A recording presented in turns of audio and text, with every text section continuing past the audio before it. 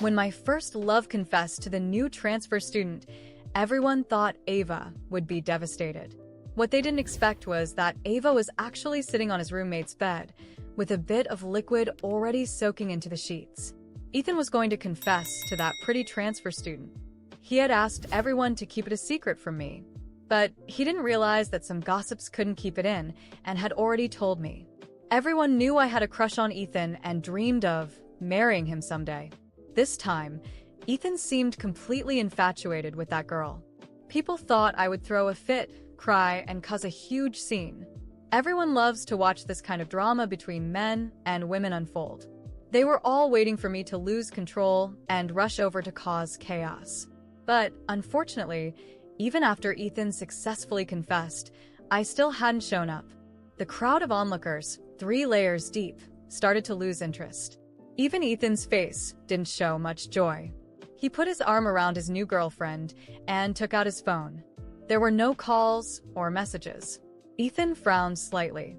Then he turned to the crowd and said, "I'm treating everyone tonight. You're all invited." The onlookers all cheered. I had been standing behind some trees the whole time and only then walked out.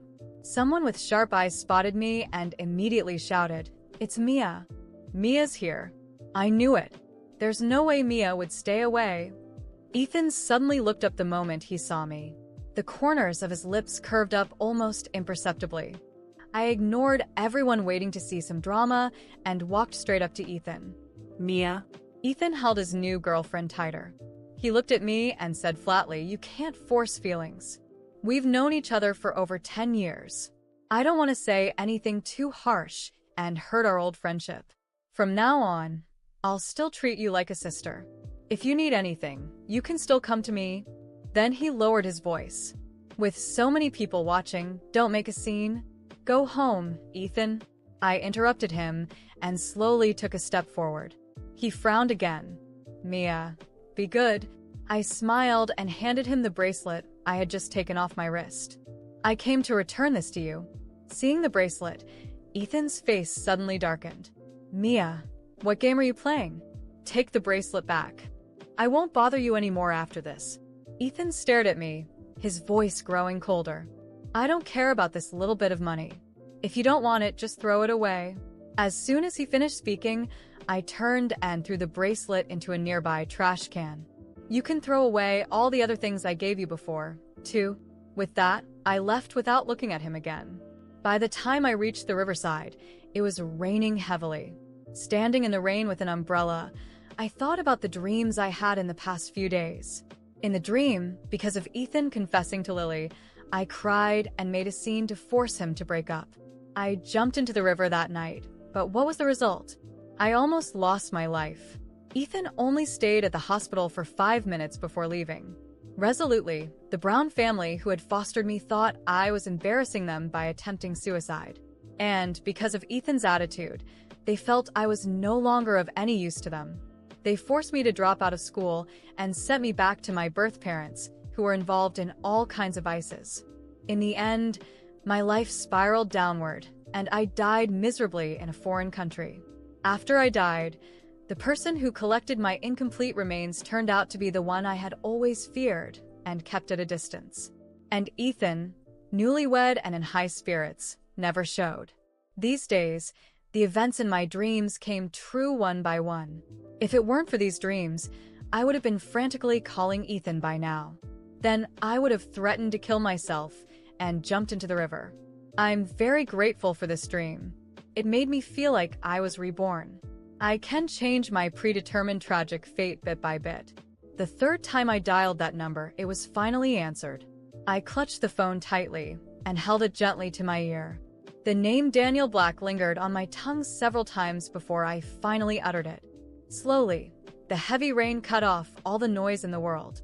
Only Daniel's voice, slightly lazy, sounded deeply. "Mia?" "Daniel, it's raining heavily. I'm by the river and can't get back. Can you come pick me up?" The other end of the phone was silent for a few seconds. I nervously gripped the umbrella handle, my palm clammy with sweat. In the dream, when Daniel was collecting my remains, he seemed to cry. His tears fell one by one on my decaying flesh and bones. Even in the dream, I could feel that burning sensation. Later, he carried a small bottle of my ashes with him for a lifetime. And he was lonely for a lifetime. I couldn't help but tear up and choked back a sob. "Why are you crying?" Daniel's voice suddenly came through. It was still that indifferent tone, even with a hint of impatience. "I didn't say I wouldn't come. Then when will you be here?" Wait. "I'll be there in 20 minutes. "Okay, I'll wait for you, Daniel." He didn't say anything else, and the call ended. 15 minutes later, I gave my umbrella to a mother and child seeking shelter from the rain. So when Daniel arrived, I was already soaked from head to toe. When he got out of the car, his thin lips were tightly pressed together, his face as cold as if it contained frost and snow. I brushed my wet bangs aside and looked up at him with a bright smile. "Daniel, you're really punctual." Mia. "You might as well die of stupidity." He coldly grabbed my arm and shoved me into the car. Then he threw me a soft blanket. "Dry yourself off. Don't get my car dirty." He glanced at me in the rearview mirror and then skillfully turned the car around. Oh. I obediently wrapped myself in the blanket. Then I couldn't help but steal glances at him as he focused on driving. When he had no expression, he always looked very cold and unapproachable. Many girls at school liked him, but no one dared to confess. He was Ethan's roommate. I often went to Ethan's dorm, and every time I went, Daniel seemed to really dislike me. Even now, although he came to pick me up, his attitude was still cold. Just now, when he shoved me into the car, he used extra force.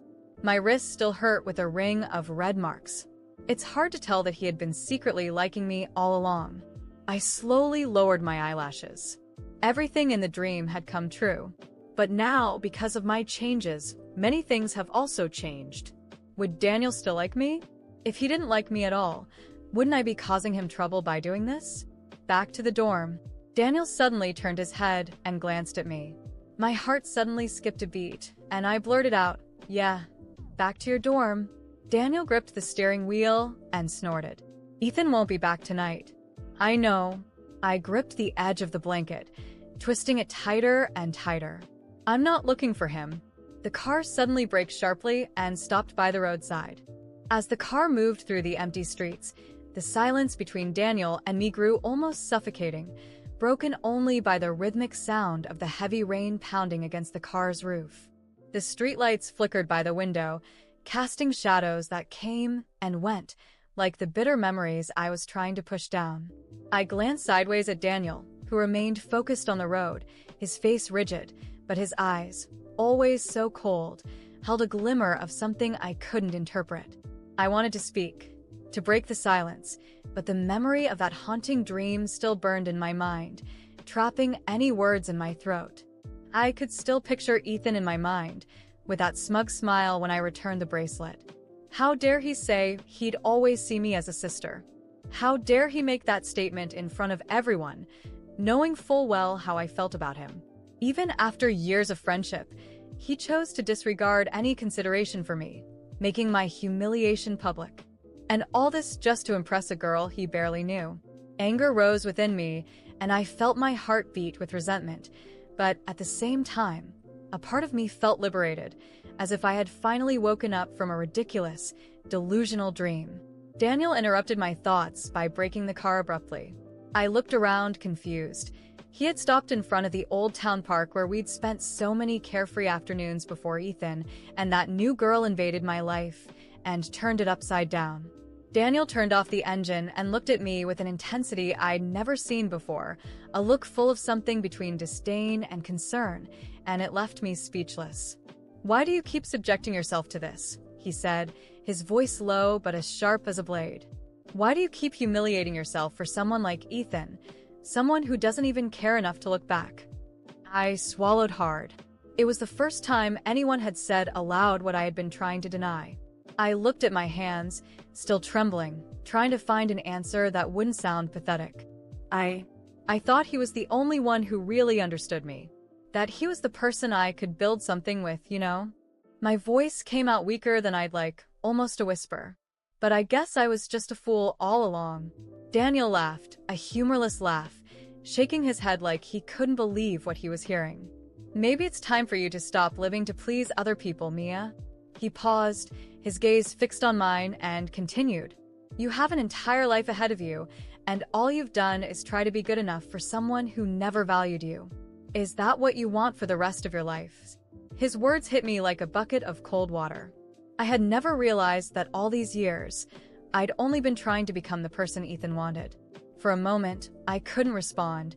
I was just there, caught in Daniel's gaze, feeling my pride being crushed by that painful truth. You don't know how much I tried, I murmured, feeling the tears burning my eyes, but I swallowed them back. I thought I knew him. I thought we had something real. Something real? Daniel laughed again, this time with an irony that almost hurt. Mia, you spent years chasing after someone who just used you to boost his own ego. Maybe it's time for you to let go of that idea. Leave Ethan in the past and move on. For a moment, the weight of what he was saying hit me hard, and finally, somehow, I realized I was angry at myself.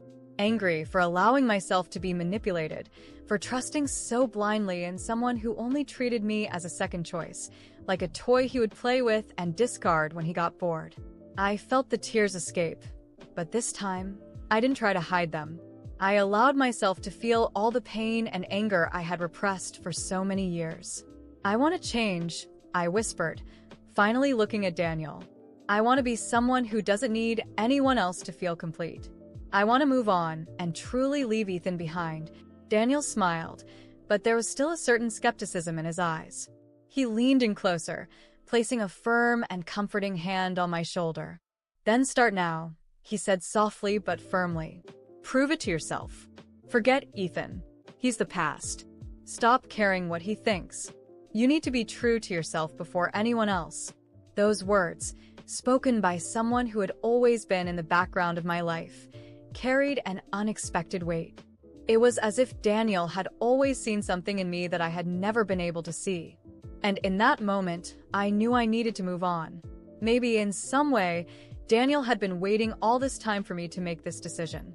Or maybe he simply knew, in a way no one else did, how much I needed to free myself. Without saying anything else, Daniel started the car again, and we drove in silence until we reached my apartment. When he parked in front of the building, I turned to him, feeling a strange new weight and yet a lightness I had never experienced before. Thank you, Daniel, for everything. My voice came out shaky but determined. He just nodded, and I saw a glimmer of pride in his eyes before he turned back to look at the steering wheel. There was something more there, a tension I couldn't quite identify, but in that moment, it was enough to know he was by my side. As I stepped out of the car and walked towards the entrance, I felt Daniel's gaze on me one last time. And for the first time, I didn't feel the urge to run back to him or to any other man. I felt, unmistakably, that perhaps this was the first night of the rest of my life, a life where I would finally be free to be who I truly was, without needing anyone's approval. I closed the door of my apartment, leaned against it, and let out a long sigh. I looked around at the empty space I had once imagined sharing with Ethan, and I realized that future no longer existed. There was a new world for me to explore, and this time, with my heart and mind completely focused on myself. This was my chance to start over, and with or without Ethan or anyone else, I knew I would never again allow anyone to cast me as a spectator in my own life. That night, I lay in bed with my mind still racing, Daniel's words echoing through my thoughts. No matter how much I tried to push them aside, each sentence felt heavier than the last. I nestled into the sheets, took a deep breath, and let the darkness of the room pull me toward sleep. The silence took over, and gradually, I felt my body give in, slipping into dreams. Suddenly, I found myself in a place that felt both familiar and mysterious. There were no walls, no doors or windows, just a vast, calm, misty expanse where everything around me was soft and inviting. Walking toward me, I saw a vague figure whose presence was soothing, almost tangible. Without any words, I understood they were here to tell me something I hadn't yet realized. They began to speak, and although I couldn't make out their face, their voice was warm and serene, resonating directly with my heart. Mia, they began, "you've finally found peace, not because someone filled an empty space within you, but because someone who truly loves you brought you home and stayed by your side when you needed it most." Their words touched something deep within me. It was true. What made me feel at peace wasn't simply being brought home safely. It was the conversation, Daniel's attentive gaze, the way he held on to me when I was feeling lost. He hadn't tried to fix my problems. He just stayed beside me, showing me what I struggled to accept. It was more than friendship. It was something I hadn't allowed myself to recognize until now. "And you know, Mia," the voice continued, "real love isn't about filling someone else's emptiness. Real love is understanding, supporting, and still challenging someone to be more than they believe they can be." That's what Daniel has been doing, even if you didn't notice. He's always been there, waiting for you to open your eyes to it. I felt warmth bloom within me, and something I'd never considered suddenly started to make sense. All those quiet moments of support, the conversations, even his moments of distance, they all seemed to be his way of protecting me, of teaching me to look beyond Ethan and see myself more fully. It was as if he had known I needed to go through this journey, that I needed to feel the pain, but he'd always be there, ready to catch me when I was finally ready to accept true love. The figure smiled softly and faded into the mist, leaving me with a sense of clarity I'd never experienced. And in that instant, I knew I needed to wake up. My eyes opened gently, and I looked around the room, the real world slowly coming back into focus. I woke up with a feeling that I needed to do something immediately, without wasting a second. It was still dark outside, but I got up with an unwavering sense of purpose. I grabbed my coat, left the house, and walked toward Daniel's apartment. I needed to see him, to talk to him. Each step I took made me feel steadier, more certain. When I finally reached his door, I took a deep breath, feeling my heart beat faster. I climbed the stairs slowly, but with an urgency I couldn't contain. Standing outside Daniel's door, I knocked softly and waited. He opened the door with a look of surprise, clearly not expecting to see me there, especially at that hour. His eyes fixed on mine, and for a second, he seemed to hesitate, trying to understand what I was doing. "Daniel," I whispered, looking at him with an intensity one had never felt before. I didn't need to say anything more. He seemed to understand. We moved closer, and before any doubt could surface, I kissed him. I felt his body relax as he kissed me back, wrapping me in his arms with a softness and strength that made me feel safe, whole. This was where I was meant to be, and nothing could make me doubt it. In the days that followed, we began to spend more and more time together. Our conversations, once so loaded with tension, turned into something lighter, more intimate, as if we had finally found the missing piece to understand each other. Walks in the park, nights watching movies, and moments when we simply talked about life and our dreams. Each second with him revealed a world I had never known before. This wasn't an idealized love. It was a real one, with its imperfections, but so genuine and intense that I felt I could trust it forever. With time, Daniel and I fell deeply in love. He showed me what it meant to be truly loved, without the need for games or insecurities. He taught me to trust, to open up, and to share my vulnerabilities without fear. Each day with him was a rediscovery, an experience of love I never thought possible. He didn't try to change me. He simply encouraged me to be myself, and finally, I was learning what it meant to love and be loved completely. Then, one afternoon, as we were walking together in the park, we saw Ethan in the distance. He was alone, looking confused and maybe regretful. When he saw us, his eyes lit up with surprise and, at the same time, a hint of sadness. He came closer, and for a moment, I stayed silent, waiting to see what he would say. "Mia," he started, his voice hesitant. I've been thinking. I made a lot of mistakes, and I wanted to know if I might still have a chance with you." Looking at him, I felt a mixture of nostalgia and pity. I had waited so long for those words, but now they felt empty. Ethan was no longer part of my world. He was a closed chapter, and I was certain I'd never need him to feel complete. I took a deep breath and held Daniel's hand, looking firmly into Ethan's eyes. "Thank you, Ethan," I said calmly, but now I have exactly who I was always meant to have. And that's all I need. Ethan looked at me with a mix of surprise and resignation. Perhaps he finally understood just how much he'd lost me. Perhaps he realized it was too late. He lowered his gaze and nodded, giving a final wave before turning and walking away. As I watched him leave, I didn't feel any pain, only a calm, quiet peace, knowing that I was exactly where I belonged. When I turned to Daniel, he smiled, squeezing my hand with a tenderness that only he could offer. We walked together, unhurried, as the sun began to set on the horizon, illuminating our path. In that moment, I knew I had finally found the happiness I had been searching for all along.